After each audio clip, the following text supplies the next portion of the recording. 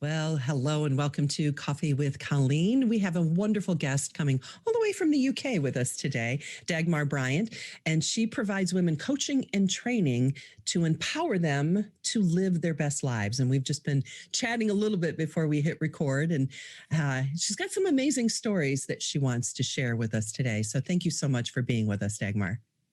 Colleen, thank you so much for having me on the show. It's really exciting to be able to share some of what I do and some of those stories with your audience. I can't wait. We just, like I said, we talked about a couple of little things. And before we got too much into your backstory, I was like, oh, wait a minute, let's just share that with everybody because it sounds like it's going to be good. So how did you tell us a little bit about your background and how you got into coaching and working with women to talking about empowerment and living their best lives and permission to say no and that type of thing. So what's a little bit about your background and how you got involved doing that? Well, I'll try and keep it as trim as I can. You know, as my own story, there's many layers to this. In terms of my work history, I was in customer service, admin, and then I went into law. I actually studied law quite late and I was working at patent and trademark attorneys.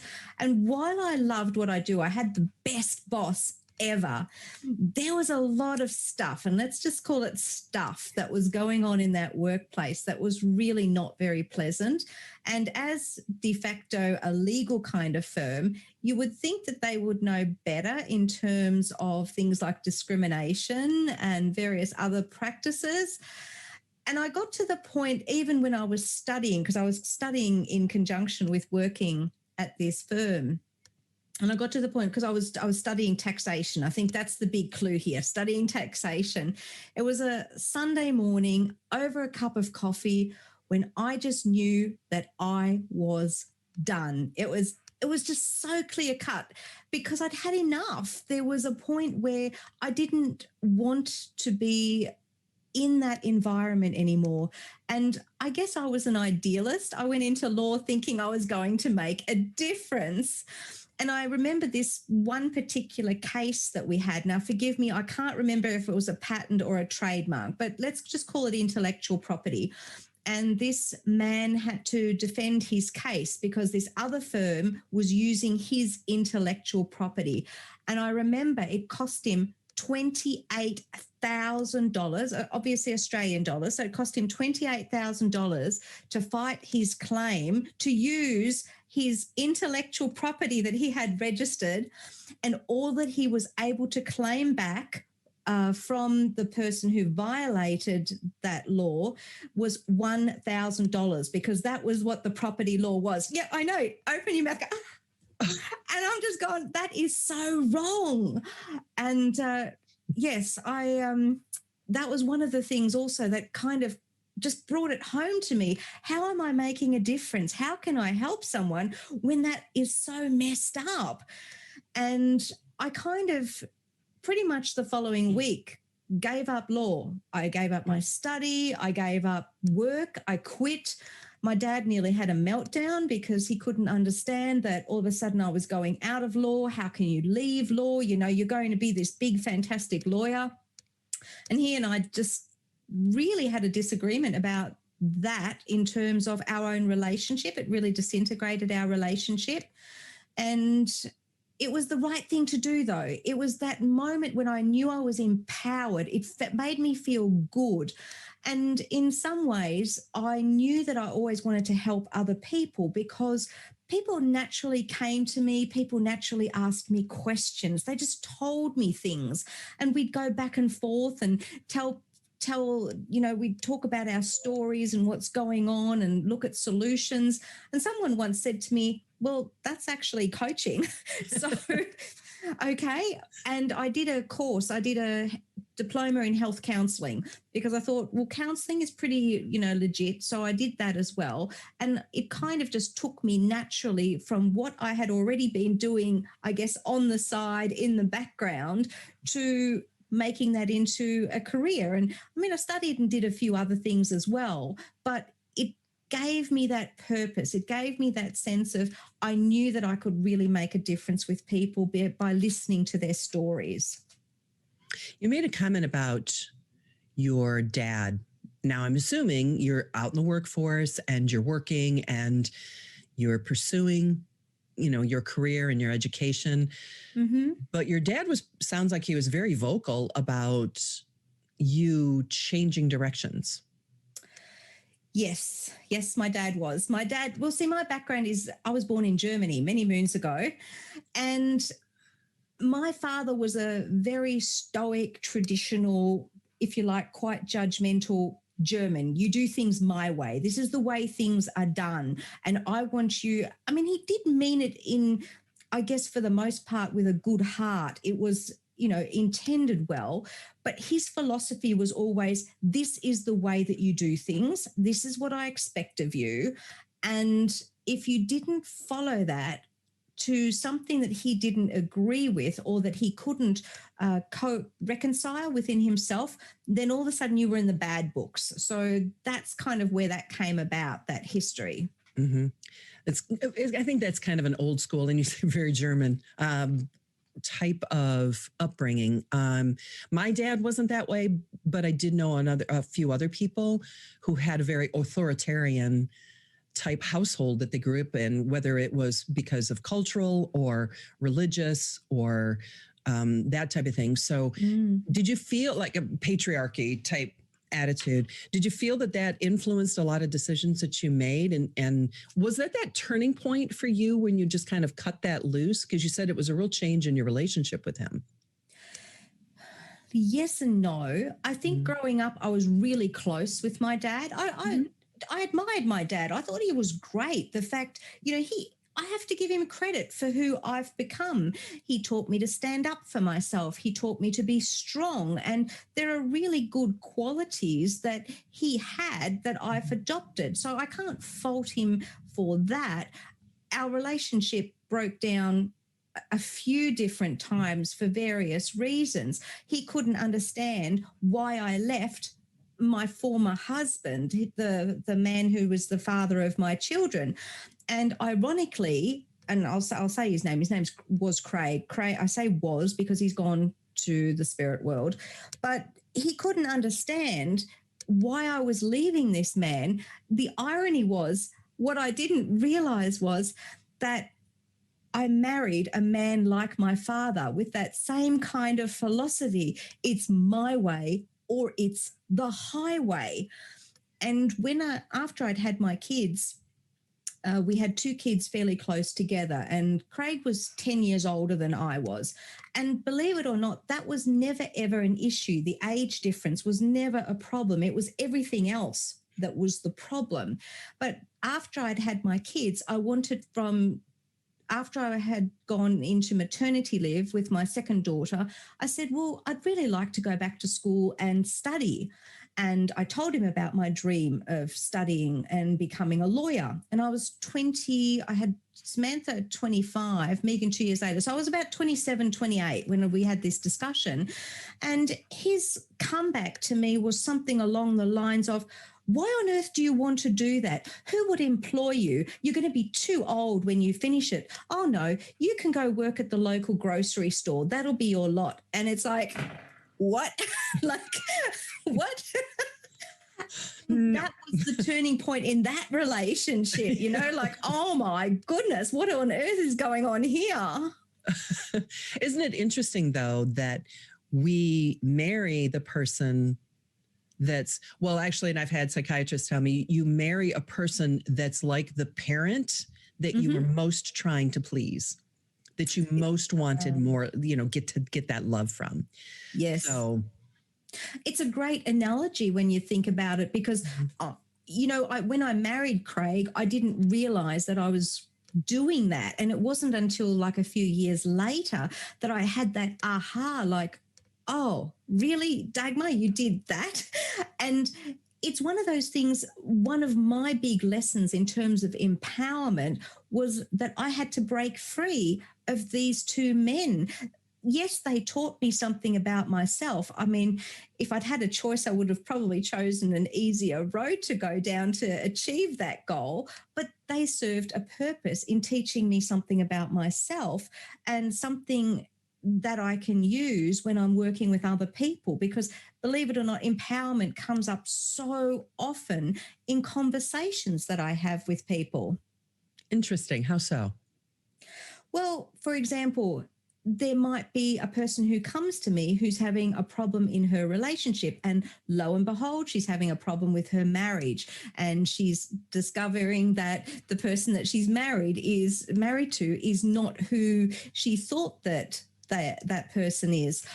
She might be having problems in her career, realizing that the career path that she's chosen has put her into this hole, if you like, or into this restricted kind of space, and all of a sudden she feels disempowered because she can't do what she really wants to do. Well, so you're almost like a marriage counselor as well, it sounds like. There's a bit of that always, yes. Right. So how do you help women overcome? Because, we talk a lot on my show about toxic relationships and setting boundaries. And, that's like the beginning portion of it. And it sounds like you're taking women much, much further beyond that, which is great.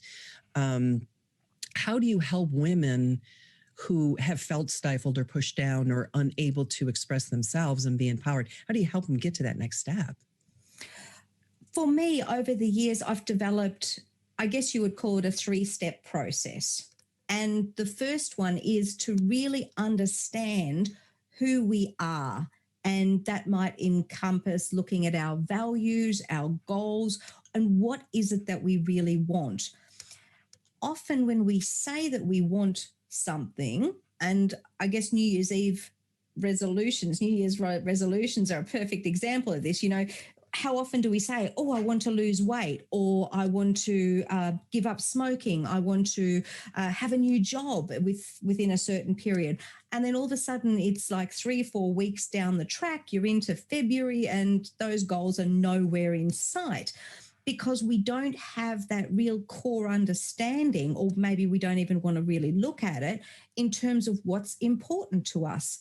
And that's one of the first things that we need to do. We need to understand who we are and how our actions, or in this case, as with the New Year resolution example, how our inactions play a part in our choices. So that's the first kind of part of the process.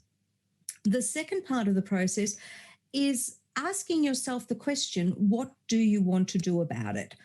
And for example, you might choose not to do anything about it. And even acknowledging that in itself, that's okay. Why do you want to lose weight? Is it because you want to fit into a dress for your sister's wedding? Is it because you are looking at your own health benefits? Or don't you really want to lose weight? You say you want to lose weight, but you're having a chocolate bar every day.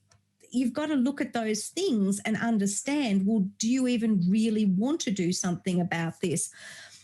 I guess I can tell you a story about a lady that I saw a few years ago. Would you like me to share another story? Oh, please. I love stories. This lady, she had some issues with relationships. Specifically, she wanted to bring a new relationship into her life.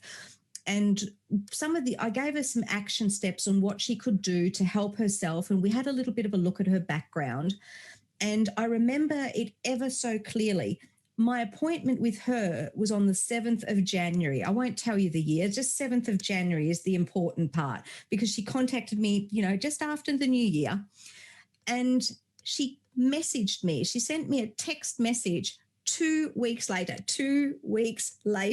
saying, Dagmar, I don't think the new man is going to come into my life. It's been 3 weeks, and I've been really patient. And I've gone, okay, it hasn't been 3 weeks, it's been 2 weeks. And have you done any of the action steps? And I went through some of those things again with her, and her response was, I'll think about it. So how can I help you if you don't want to help yourself? And this is where I say it's okay to say, I don't actually want to do anything about it, but you need to own that. Or some people might not be in a position to do anything about it. Like with me, when I was leaving Craig, I couldn't just up and leave. I had 2 kids under 3 because my daughters were born 19 months apart. I had to get re-educated. I need to get into a position where I had some money behind me. And as it was, I ended up borrowing some money from my dad, who gratefully did lend me some money. But you have to sometimes get yourself into a position where you then can take those action steps, and that can take time. So that covers step number 2. Step number 3 is an end date. And I say it's where we hold ourselves accountable. X actually does mark the spot. Harrison Ford did it in, I think was it Temple of Doom or the other one, you know, when he was looking down, it was the X. X marks the spot in terms of your calendar. So hold yourself accountable that you do something or many little things by certain time frames to hold yourself accountable. You want to lose weight? Well, when are you going to start? Well, preferably today or tomorrow. But where are you going to be at in 2 weeks' time? Where are you going to be at in 4 weeks' time? If you want to have a new job, okay, what do you need to do to make that happen? Do you need to put together a CV? Do you need to speak to other people? Do you need to do some research? Do you need to do some training? But so that you hold yourself accountable, almost like a project manager, so that you know where you're at and that life doesn't go by and then holy moly, all of a sudden 12 months or 2 years have gone by or longer and you haven't reached anything because you haven't held yourself accountable to what I call that X mark. It's almost like helping people define the difference between a wish and an actual goal.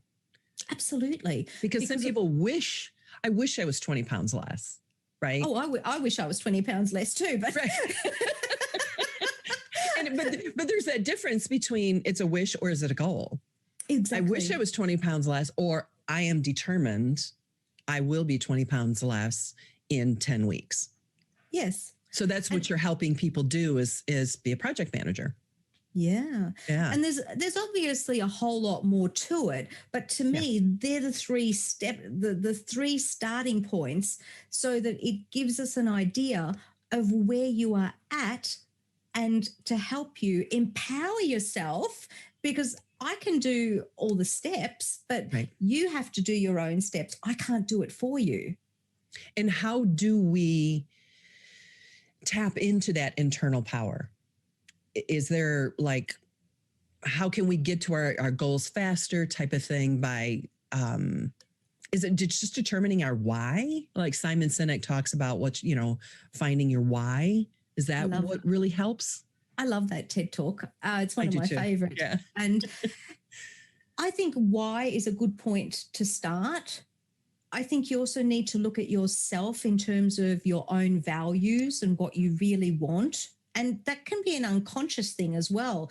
And that's the beauty of, I do a little bit of NLP with people because I've studied as a hypnotherapist and NLP and all that. So we do a few kind of exercises to help really narrow that down and break that down to work out, well, where are some of these things coming from? Because one of the things people do is they don't always look at their own reasons for why they're making these blocks. So they might have fears, they might have insecurity.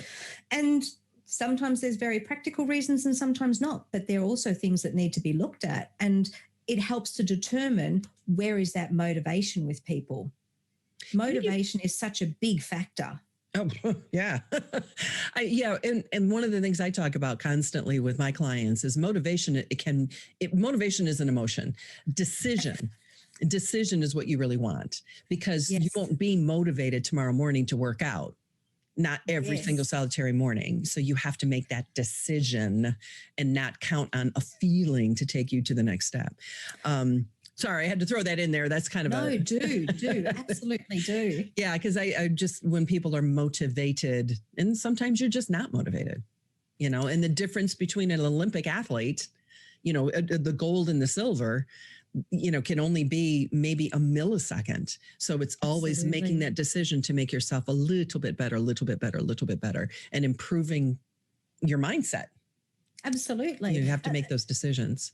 So what kind of fears? Okay, you were going to say something. Go ahead. I was going to. No, mindset. I love mindset. It's to me, that's what the core of everything is. That's why I call myself a mindset and transformational coach, because everything starts in the mind. Before you make a decision, or if even when you do make a decision, it's all got to come from in here.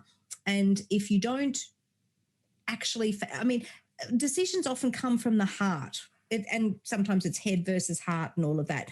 But wherever it comes from, you've got to follow through, and that's where your mindset kicks in. Mm-hmm. Right.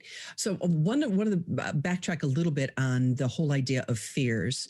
Mm-hmm. Some of the women that you've worked with, do you see some common fears or common roadblocks that hold women back in general, or is everybody completely different? Probably both. A little bit of both, yes. Right. One common fear that seems to come up time and time again, and this is not just with women, because I've seen it with men as well. And I should add, I didn't actually start out to intentionally work with women. It kind of happened accidentally. It's just that so many more women came to me because of my story. So that's how the demographic went down that path. You were asking about a particular issue that comes up, and I would say one of the biggest ones in any kind of relationship that's in trouble, when they know that they should be leaving but don't, is that they worry that they're going to be alone. And so they stay in the relationship because their fear is that they're going to be alone, or that there's nobody else going to come along, or that there's nobody better going to come along. What happens if the next man comes along that's worse? So one of the big things we have to do around those fears is shift that mindset, because if you keep thinking that way, then you're going to create exactly that. Yeah, there's a lot of what you think about, you bring about. Mm-hmm. And there's so much scientific evidence. It's not just woo-woo. There's so much scientific evidence that points to the fact that the things that you think about and focus on is confirmation bias. When you look for those things, that's exactly what you end up getting. That's true. It's so important. I'm so thrilled that you're doing this work for women. And like you say, maybe you didn't start specifically toward women, but I think 85 to 90% of our listeners are women. So I did get a note from a gentleman this morning. Would you quit saying women all the time? Because there's so many men that listen to your show. But yeah, and I think when you shift your mindset and what you focus on and what you expect, that your life will change. That's true. Moving forward, and you're going to get to your goals faster, and you are going to feel more empowered. That really hit when you said women are afraid of being alone. That was like a punch in the stomach. Mm. It's such, because I hear that over and over again from women. It's like, well, it's like the devil I know. I'm with him because, and I know it's not good, but I know it's not the best, but it's what I know. And I don't want to, I'm too old to get back out there. And, oh, yes, that one. Yes. It's all a variation of the same theme, isn't it? It seems to be. Yeah, it seems to be. So where do you take people